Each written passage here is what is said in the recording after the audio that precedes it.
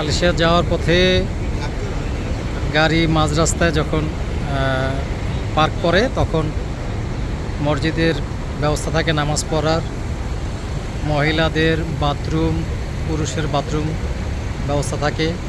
রাস্তার পাশে এরকম অসংখ্য গাড়ি দাঁড়ানো থাকে যা ফল ফ্রুটস বিক্রি করে।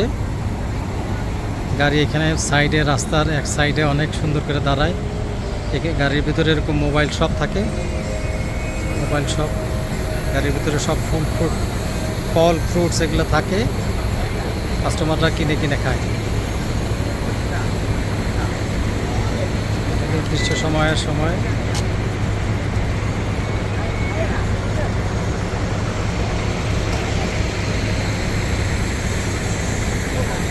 নির্দিষ্ট টাইমের পরে আবার গাড়ি ছাড়বে, তখন সবাই যাবে।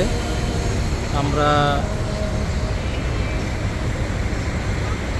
কিনে খেলাম, পেঁপে কিনে খেলাম, খুব সুস্বাদু এবং কেমিক্যাল মুক্ত।